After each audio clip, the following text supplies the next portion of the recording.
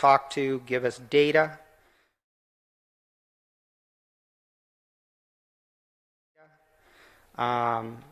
And if you can do that, you can shape how, well, PowerPoint corrupts. I'm sorry, power corrupts. PowerPoint corrupts, absolutely, is what I was going to say here. But anyway, this. Anyway, we've lost the PowerPoint, but that's okay. We'll keep going.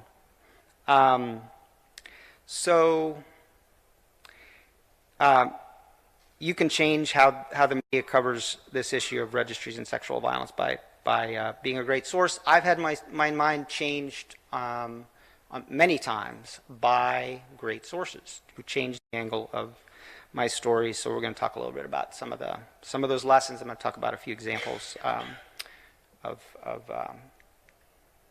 that. So, and I just add, NARSOL, Gail at Florida Action Committee, ACSOL, Janice, you all have, Sandy, I don't know if Sandy's here, but anyway, you guys have been great sources over the years to me, so you're already doing a lot of this. This presentation is 2 parts.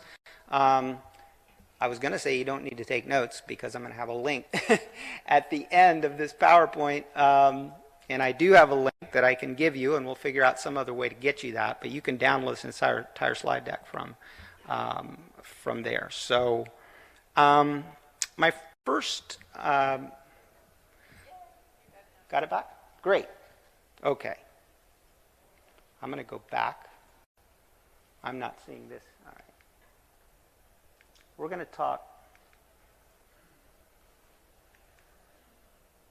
Okay.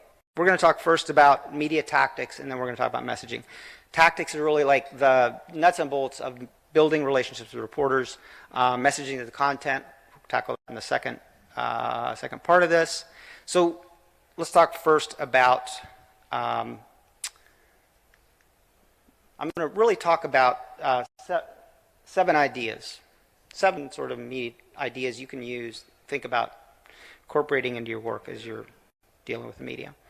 And the first is figure out how to get ahead of the next story. This is sort of like building the foundation for a good relationship with reporters. And this is essential, like, to do this before the next story breaks.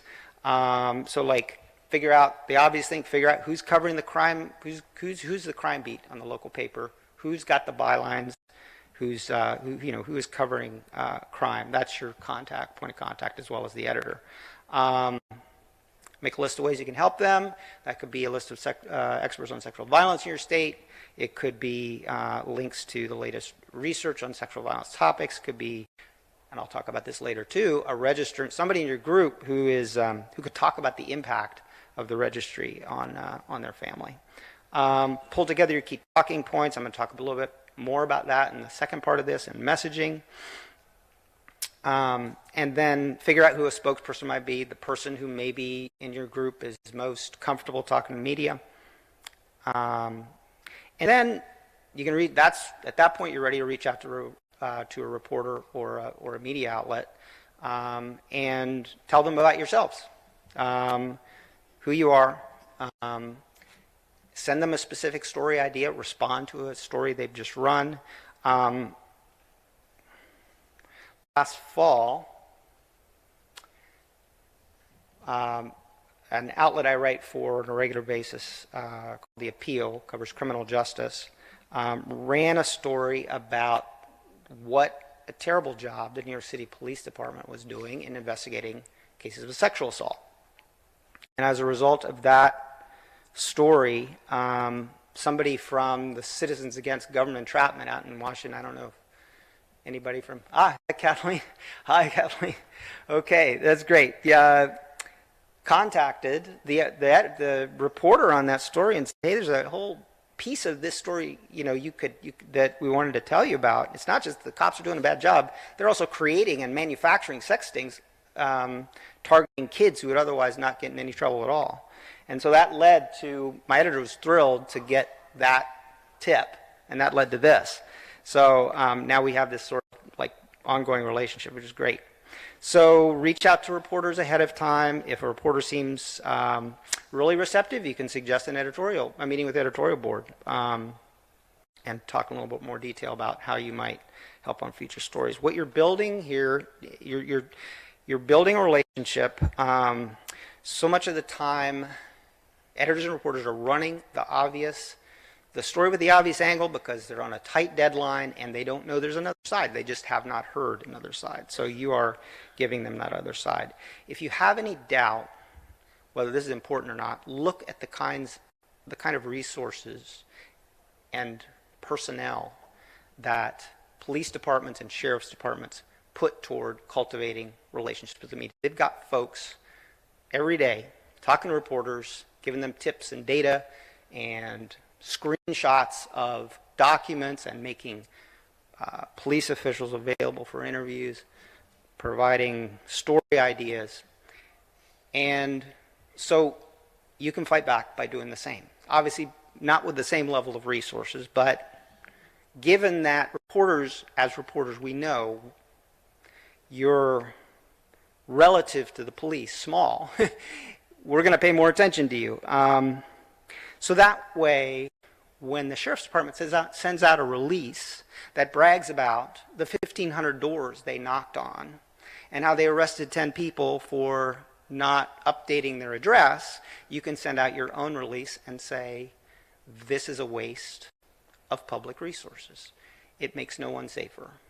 And what you're hoping there, the reason that police departments and sheriffs do what they do with reporters is because they know when they run that release, reporters are going to lift directly from that. We see this happen all the time. Reporters are going to lift from that release and run it in the story. You want them to do the same with your release. So if you have a relationship with a reporter, they'll take you seriously. So, second idea. Well, we'll keep going. All right, second idea that you can't see in front of you, but no matter, is about timeliness. When reporters contact you, drop everything and respond. I will tell you, reporters, when we contact you, we are in distress most of the time. We've got a deadline coming up. We can't reach people. So we love people who get back to us right away. So if you can, make it your top priority. I just recently did a story that landed in USA Today, and it was about a concept called, that is an education story, this strategy the schools are using ostensibly to identify the potential kids who might be at risk of being the next mass shooter. It's called threat assessments. And we went into this story really skeptical of this whole concept. And so I had talked to some sources who said, this is resulting in kids with disabilities getting kicked out of school and so forth. So had that side of the story. I was running up to my deadline, but I had to talk to this researcher who had a different take and who was in favor of a certain kind of threat assessments. And I contacted him on a Friday afternoon about 3 o'clock, sent him a whole list of pretty hard-hitting questions. He got back to me by 9 o'clock on that Friday night.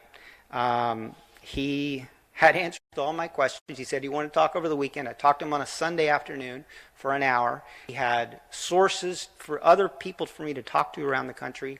He had data. He had research. And that changed. It didn't change the angle completely, but it provided a lot more nuance in that story and made it a better story. And I'll follow up with him again if we have anything related to this topic. So it didn't go the direction I thought it would go, but I couldn't ignore him because he was so good. So be available on deadline, and reporters will contact you next time. I've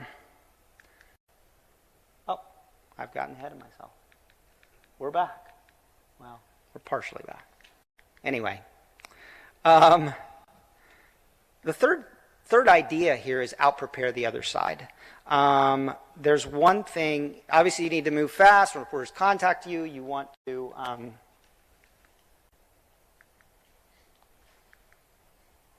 okay, we're back. Obviously you need to respond to reporters quickly, but that doesn't mean you can't ask them what for what their questions are. Ask them, what would you like to talk about? We want to be able to be as responsive as possible to you, and could you send your list of questions? So then once you have those, practice your talking points. Work on being pithy and quotable. I did a business story a few years back on new practices in the legal profession, and I had talked to a few lawyers who gave me some semi-helpful anecdotes. Then I got these two young guys who had just opened their own law firm a couple of years before, and they said, hey, law firms are doing a terrible job they should be hiring millennials to use tech to save their clients money. These guys they were super quotable. They knew exactly what they wanted to say. They weren't rambling. And they were great. I ended up interviewing them, talking to them for another story after that, but on that particular story, they landed at the top of that article in the lead with their photos at the top. So, and, I included here, if you don't, it's perfectly acceptable. Say, hey, if you don't know the answer to a question, just say you don't know, and then you'll find out, follow up. Nothing wrong with that at all.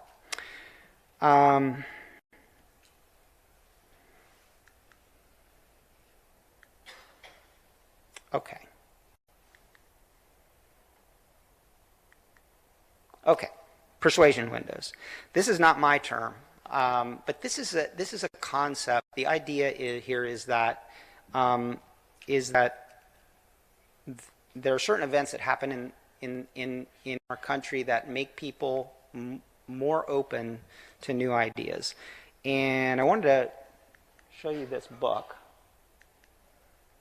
It's called The Persuaders. I really recommend it. It's called The Persuaders at the Front Lines of the Fight for Hearts, Minds, and Democracy. It's about for all of the polarization in this country. In essence, the book it's an ungeared artist goes around the country talking to people who are going door to door and actually changing minds, which seems like a foreign concept these days, but they're very effective in doing this. So this one of the examples that he gives in his book is, after the pandemic hit, people were far more open to messages about expanding the healthcare safety net because they had health on their minds. So for you, that may be something unfortunate. It may be something really negative. It may be the attack on the registrant in Nebraska a few years back that enable you to say, registries not only don't make anyone safer, they put targets on people's back. They make people more vulnerable.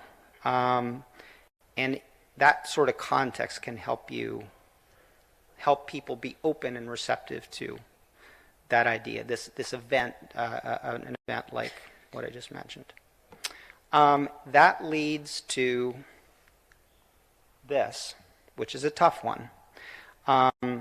Most of the time, I will say the absolute hardest part of my job, the thing that takes probably 30 to 40% of the time of writing a story, is finding people who can explain how a policy is impacting their lives directly. And the reason is obvious. It's really tough for people to go on the record. Folks don't want to put their families out there, put themselves out there with their names, and that's completely understandable. But I jump through all sorts of hoops, contact people on Twitter, write people old-fashioned letters, contact advocacy groups like you folks at NARSOL to say, or FACT to say, do you have somebody who might be willing to talk? And having people on the record with their full names, there is nothing at all that will change people's minds like having a face and a name attached to the discussion of a policy. And I guess that's also why it's so hard to find. It's a tough one. I mean, USA Today, for example, will not run any story that uses an anonymous source or even a partially anonymous source. I found this out the hard way a few months back. But so they would never be able to run a story about the impact of a registry on a person or a family unless they had a person's full name. This is really super tough. I do not, for people do not want to put targets on their backs, on their family, put their families in danger. I totally get that. But what you might consider in your stake group or other group is just asking the question. Would any of you, talking to the media on the record makes an enormous difference for our cause. Might you be willing to go public the next time the media contacts us? Put that on your website, a form. I mean, I know you guys do this for court cases when you're looking for folks to represent you or in front of the legislature. So that might be one way to go about this. All right. Next idea is be civil, be brief, stick to your talking points. These go an enormously long way in helping you to establish credibility. So like you can push back. A newspaper or an outlet runs a really distorted story. You can say, you can contact them. You go, I know you guys run Deadline. I know, what you guys are up against with resources, but we think you missed an angle. You missed something on this story. So you're like pushing back, but politely. I think about that Maya Angelou quote that is, which you probably know. People will forget what you say, people will forget what you did, but they won't forget how you made them feel. That goes for reporters and editors. It also goes for your audience when you're talking to the public. So be polite and professional, and take it seriously. And my last point here is, if a reporter does a good story, write and thank them. Editors and reporters are human, and if they get positive feedback on something they've done that's brave, that's contextual, that provides some nuance on this topic, they'll do more of it. If it's a nonprofit, the media landscape out there is dreadful. Like Vice News just folded, BuzzFeed just folded. Outlets are struggling. If you can make a donation, even a small one, to an outlet that's doing good work in this arena, and tell them why you're doing it. We like what you're doing on this issue of registries and sexual violence and related topics. There really are editors out there who want to do more of these stories. And I know I just talked to somebody, brainstorming with an editor, about how we get more eyeballs on these stories. So the other piece of this is like share these stories when they come out, like tweet them out, Facebook them, send them to your friends. Brenda talked about like talking to friends and neighbors. Do that with these stories, send them to them, get other folks to get more readers for these. It helps a lot. So, there are some other smaller things that really good ideas that I know some of you are already implementing at Florida Action Committee and NARSL, for example. You all have armies of commenters. I believe you're still doing this, to go on to websites when an article runs and comment at the bottom. And that is super effective, particularly for local papers, which, like, if you look at local papers' websites and you look at these stories, they get usually no comments. So that is like, a story gets 3, 4, 5 comments, that matters a lot. And I'm going to do a workshop. I have a workshop later today on another sort of nuts and bolts piece of this issue, working with reporters on the workshops on writing op-eds, letters to the editor, and press releases. So if you'd like to come to that, feel free. All right, so that is tactics. Let me turn to messaging. Tactics is how to approach reporters. Messaging is what you're telling them when you contact them. So I have 4 sort of ideas you might draw from here. One is lead with freedom. So there is a particular way that we've talked about registries that I think is worth considering, and that is, and I plead guilty to this myself, that's a focus on public safety. The argument has been, I've made the argument myself in stories, that you could get rid of public registries because they don't protect kids. You could take that money and reinvest it in prevention, and we'd all be far safer, and that is all true. All true. But I do wonder about the framing of the issue. That framing of the issue. So in the book I mentioned earlier, The Persuaders, there's a chapter on messaging that profiles a messaging expert. Her name is Anat Shenker-Sorio.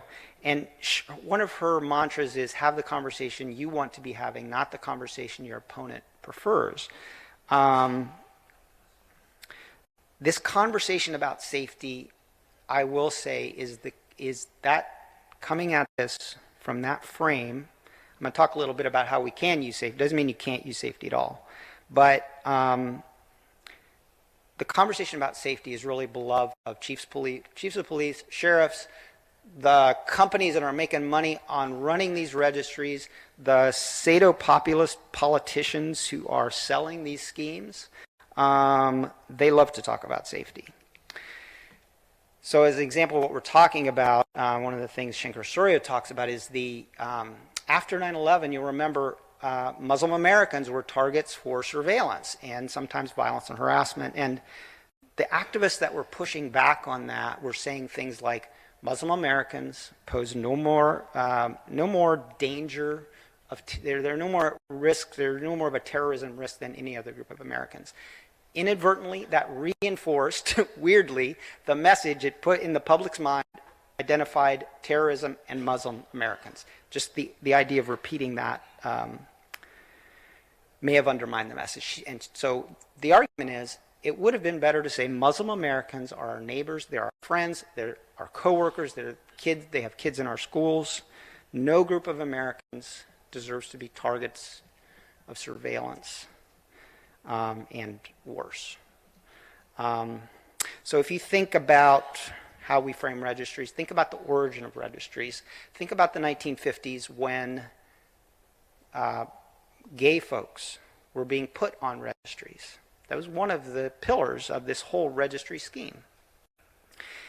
And if you'd go back, and if you were trying to combat that registry scheme targeting gay people back then, clearly it would have been better to say no group of Americans deserves to be publicly humiliated.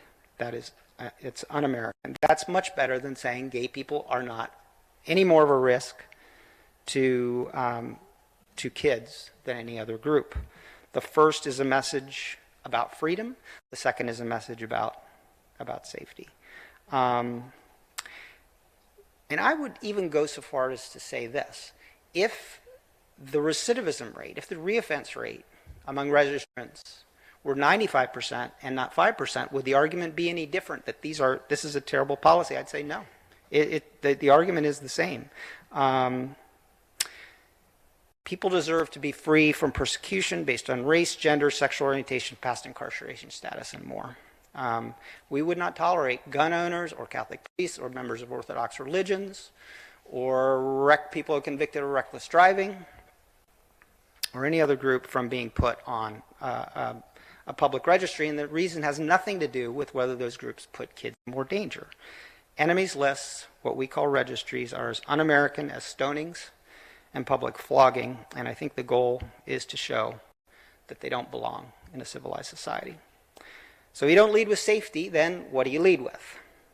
And here I go back to Shenker-Sorio's research. She's done all this polling, and there is one value that rises to the top across all people of all political persuasions, liberal, conservative, libertarian, across the board, and that's freedom.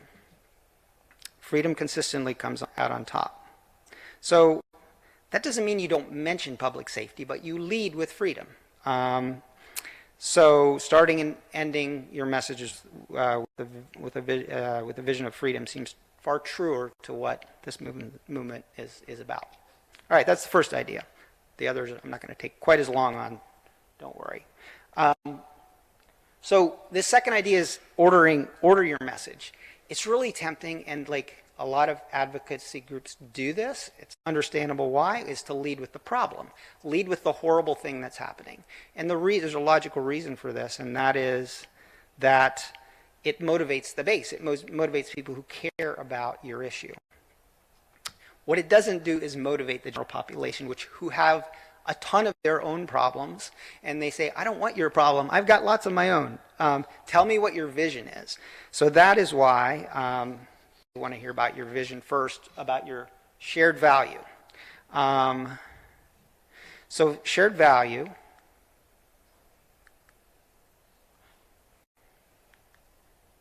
is something like this. As Americans, we all believe in freedom. We want towns and cities where people are free from coercion and where they get a job, where they live, or who they associate with, and that includes people who have completed a sentence for a past crime. The problem then comes next. It's a statement of who is preventing you from reaching this vision, and here it is absolutely, you've painted a vision. There's nothing wrong, however, with pointing fingers and saying, here's who is blocking this vision. So politicians like Assemblyman Attila and Senator Stalin want to expand public enemies lists to distract us from their lack of real action on sexual violence. Sexual offense registries are one type of enemies list, but not the only one. These fear-mongering leaders have been busy creating more lists like it to deflect attention to what really matters or what's really needed. All right, so the solution is a statement of what's going to fix it. We need to end public sex offense registries and all other enemies lists because they're un-American. Sexual offense registries are an attack on the freedom of citizens who've completed a sentence for a sexual offense and on the freedom of their children, spouses, and partners. All families will be free, and if we invest the money we save on failed registries and educating the public and kids on what inappropriate behavior looks like and how to report it. So that's the solution. Then finally comes the ask. Here's what we're asking you to do. We're asking the legislature to vote no on the proposal to put more money into expanding the state's registry or whatever that is. All right, so that is message ordering. The third idea is simplify. You know, it's probably not going to work. It's probably not effective to say that you're for delisting Tier 1 registrants who've been offense-free after 5 years with a carve-out for juveniles. There's a couple of problems. One is it subtly implies that some people do belong on registries. The other problem is it's just not as compelling. It's not as compelling as the idea that no one deserves to be on a registry. Now that doesn't mean what I'm not saying there is. I mean, many of your groups you're negotiating with legislators over technical fixes on trying to get more people off these lists. Nothing wrong with that, but that's not your public-facing message. And then finally, act like you're winning, because you will. Of course, you need to talk about the latest terrible thing your state legislature has done. The idea, though, is to end with what you're doing and how you're going to win this fight, or how you're making progress. So you can say, you know, we've talked to 20 legislators in the last month about our demand to do away with registries. The legislature keeps piling on onerous restrictions. We're not giving up. We've got a state attorney general who said these laws are unconstitutional. We've got 2 federal courts who said the same. We've got sister organizations in 40 states that are working away on this issue, and we are going to win. If you want an example of this, look at Florida Action Committee's newsletters. They do a terrific job of this, saying things are terrible. Here are the 5 things we're doing to fight back. So just to wrap up with a true story, there's a local paper called the Anderson News in Anderson County, Kentucky, in the middle of the state. Back in December 1997, the editor there was frustrated with how many DUIs he was seeing. And he decided that what he was going to do was run photos of folks who had been convicted of DUIs on the front page of the paper. So three months later, in February of 1998, he started doing this, 10 to 20 photos a month.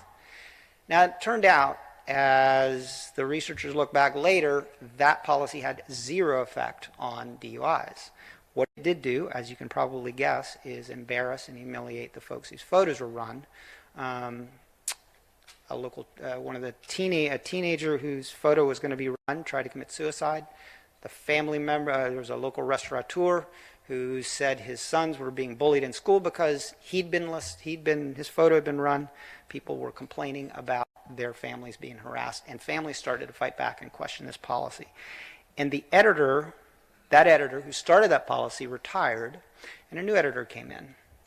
And that editor ended this policy, and he was asked about this. Why'd you end the policy? And he said, I don't think it's our job as a newspaper to administer a punishment beyond what a judge has already imposed. It's not out of the question. It's certainly within. I would consider it as an editor if an advocacy group contacted me to say that they're frustrated with the ads you're taking money to run, which are distorting things. You'd like to write an op-ed on just how badly they're getting it. Would you, as an editor, consider running this op-ed or this letter to the editor? Yeah. Yes. Oh, Jason, yes, hello. Thank you. And you talked about forming these relationships with reporters, which is great. So let's say you do that. Do you have any tips on how to actually influence the headline so it doesn't read as a sensationalized report? Yeah. Versus, Yeah. I know that the reporters don't always have the final say in that headline. So how do you get some sort of influence over that? Yeah. I mean, you're right. Reporters don't have. I've been frustrated as heck sometimes. It's the way, some of the headlines that have run with stories. But again, I do think, Josh, it goes back to doing the work of forming a relationship with the reporter and the outlet, because then they'll listen to you. If you come back and say, this headline was terrible, you can write an op-ed about this headline. You can ask the outlet to do a follow-up on the thing their headline got wrong. There's nothing wrong with that. You're not going to be able to, the editor's got 5 minutes to come up with that headline, so you're not obviously going to be able to get to that editor in that 5 minutes. But you can lay the groundwork. If you have a foundation and a relationship, you can influence them going forward with what they do. So, yeah. I think that's the last question I see. So, thank you very much. If there's no others. Yeah.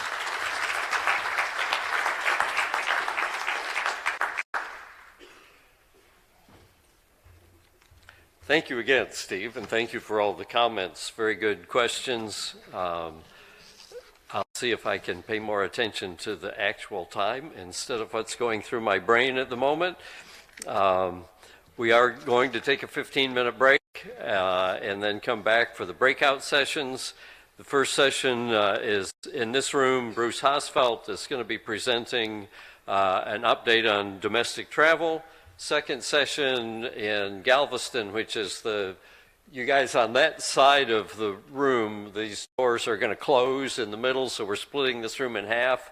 And in the second room, we've got Michael Garrissey and Stephen Hicks making the most of your post-conviction life, which is a big one for a lot of people. It's hard to kind of get back into society, so they'll be addressing that. And in the Houston room, which is on the other side of that wall, the next room over, Liana Zelatel. If I'm messing your name up, I'm sorry. Please feel free to correct me. She's going to give some timely tips on advocacy tactics, knowing your audience. This kind of comes right along with what Steve's been talking about. So that'll be a good one, too. Remember to listen for the chimes. Rick will be ringing the chimes about 3 minutes before the sessions start. And after these sessions, we will be doing our lunch break. We have 90 minutes for lunch.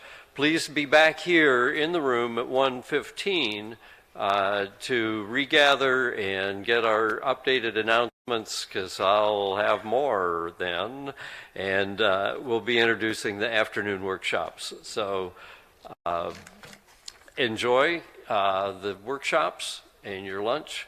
We'll see you at 1:15 here. Don't forget your raffle tickets and drawing tickets. Marty is waiting for you out in the lobby.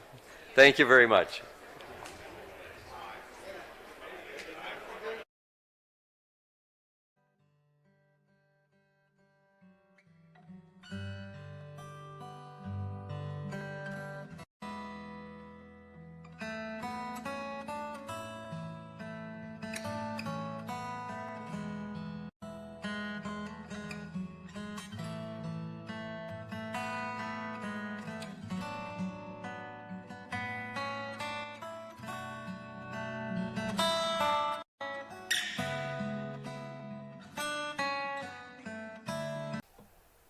So in closing, is there hope? Is there hope for actually doing this? And I like something that the author Sarah Chase, she wrote a book called Corruption in America, and others like super entrenched problem in America, money in politics in its various forms. And she was asked whether she has hope that things will ever change, and she said, I don't believe in hope, I believe in determination. None of us, none of you, is the worst thing our government has ever done to us, and our government can be better than the worst things it's done to people. You are part of an ongoing struggle against ignorance and cruelty, like those who protest the mullahs in Iran, the women who are fighting the morality police in the streets of Afghanistan, those in America who organize against leaders who are tacitly encouraging attacks on mosques and synagogues, organizing against governors who are arresting people for registering to vote. It is a single struggle for freedom and dignity. And I'd add, those who have tried to stop the expansion of rights in this country have eventually lost every time. Whether it's on civil rights, or the 40-hour work week, or the right to marry, or stop and frisk, or bail reform, or a whole range of issues, this prison without walls, known as the Registry, has been around only 30 years. That's 30 years too long, but the foundations are shaking. It's coming down, the only question is how long. So get discouraged, get frustrated, but don't concede, and don't ever give up. Thanks very much.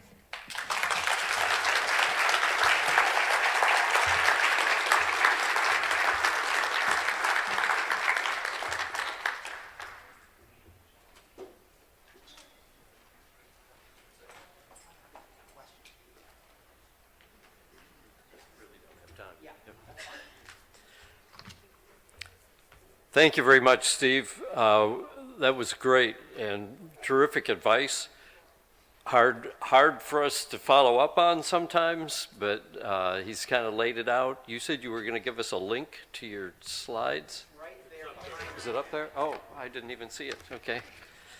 Very good. Thanks a lot. Okay, our first, we're going to take a 15-minute break until our first breakout sessions.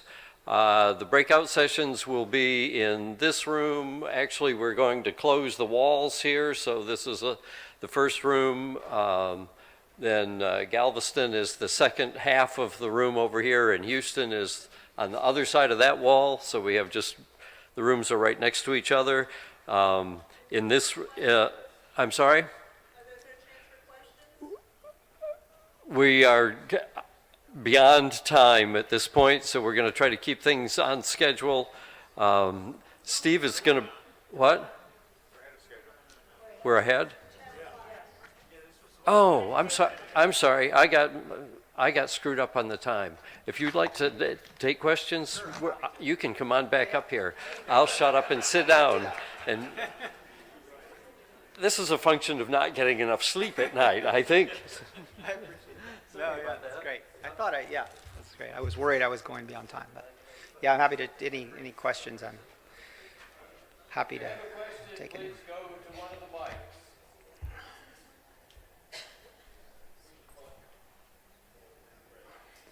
mics. I guess start here. Hi. Yes, sir. I'm from Fort Lauderdale, and I went to Sun Sentinel, which is our local newspaper, and I was told that my trying to write these stories does not get enough clicks, so therefore they will not write them. Any suggestions? Yeah, I'm sort of curious which, I'm heartened by that if the types of stories they're not getting clicks on are the stories shaming registrants. Like, if that's the case, that's great. But if the stories you're trying to tell, if that's the message they're giving you, you know, I guess I would try to show how perhaps this is working in another part of the country. I mean, I recognize this problem. This is the very thing you're up against, and I'm up against too, is trying to convince editors that this matters. There's a big enough audience. You would think, 1 million people on the registry, you know, plus family members who are affected by this. You've got an audience of 5 million dedicated folks here who could be avid readers of these types of stories. And so, I don't know, maybe it goes back to when you do see stories like this run nationally and get some traction, which some have. And I had a story a few years back about the impacts of the registries on family members that did get quite a lot of traction, got picked up by the Washington Post. You can go back to that and say, look, these stories are mattering. They're showing up in national media. They absolutely do matter. There have been stories in national media on this issue. You might try that and say, why are you guys ignoring this? You guys are a local paper. This is running nationally. How could you possibly ignore this? Yeah. I'm Kathy Gorley from Michigan. You said that the gold standard was to have people come public with their full name, and that USA Today wouldn't publish it otherwise. But is there a place, I mean, for publishing stories where people do remain somewhat anonymous? Is that like better than nothing? It is. Yeah, no doubt. I didn't mean to imply that that's not worth anything. Absolutely. And I've done a lot of those stories over the years when people were anonymous. Because, you know, I just couldn't get folks to go public. And yeah, a lot of outlets will run those stories. No doubt about it. And so if that's, you know, and like, it's better, there's sort of a hierarchy of this, right? It's completely anonymous, editors don't really love, like in other words, no name attached. First name only is better, and then of course, fully on the record is best. But yeah, absolutely, I agree with what you're saying. Hi, you mentioned that there were some friendly outlets. Are you willing to share some of those so that we can read the articles? Yeah. So, well, I will mention The Appeal, which I write for on a regular basis.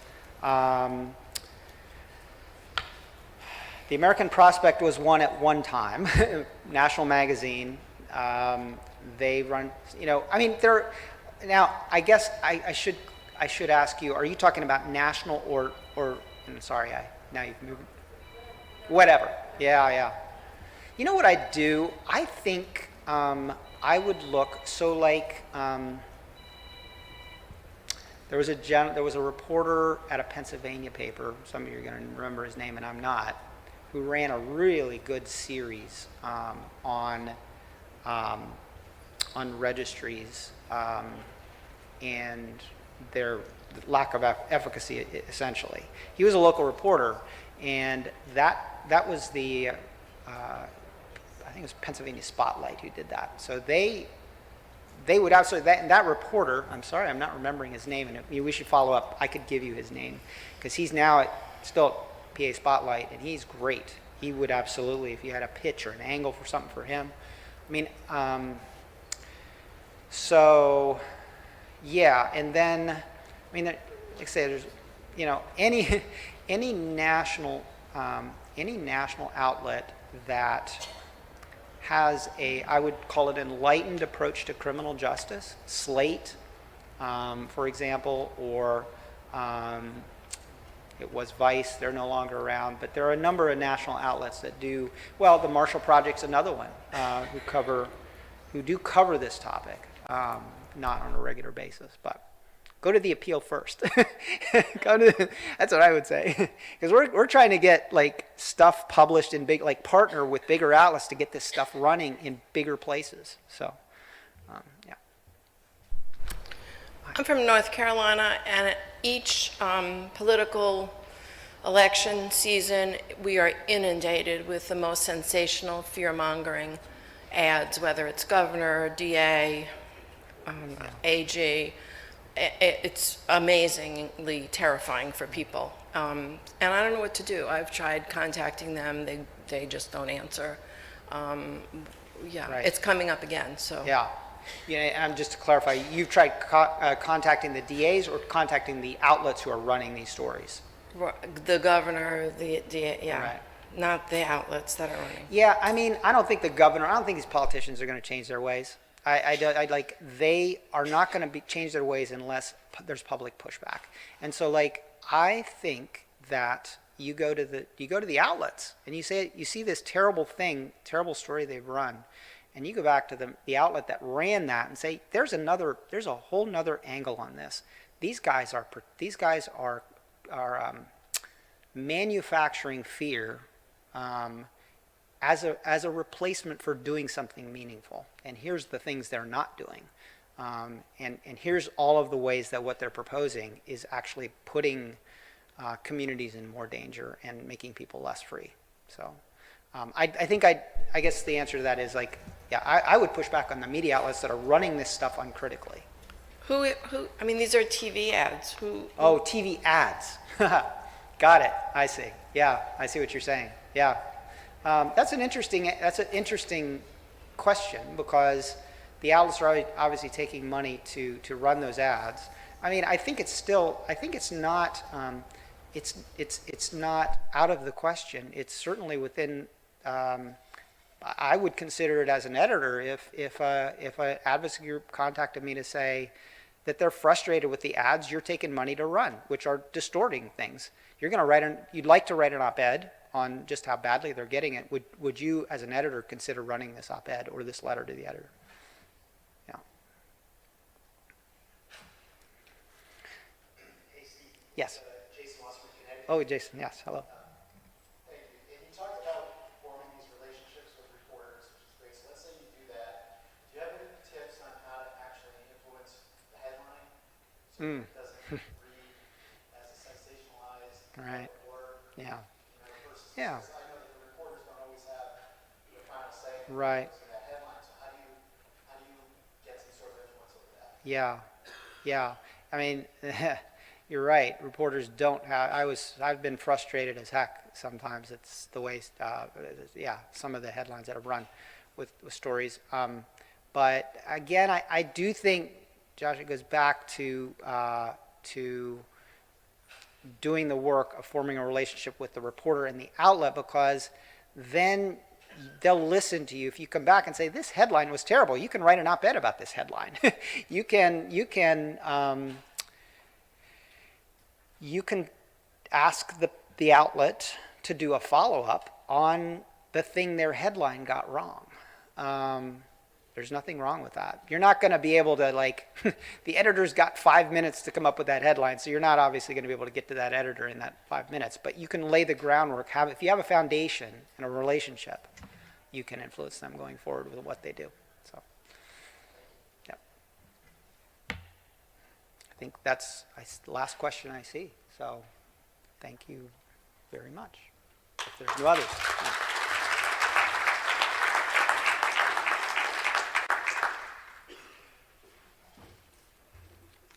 Thank you again, Steve, and thank you for all the comments. Very good questions. I'll see if I can pay more attention to the actual time instead of what's going through my brain at the moment. We are going to take a 15-minute break and then come back for the breakout sessions. The first session is in this room. Bruce Hosfeld is going to be presenting an update on domestic travel. Second session in Galveston, which is you guys on that side of the room, these doors are going to close in the middle, so we're splitting this room in half. And in the second room, We've got Michael Garrissey and Stephen Hicks, Making the Most of Your Post-Conviction Life, which is a big one for a lot of people. It's hard to kind of get back into society, so they'll be addressing that. And in the Houston room, which is on the other side of that wall, the next room over, Liana Zelatel. If I'm messing your name up, I'm sorry. Please feel free to correct me.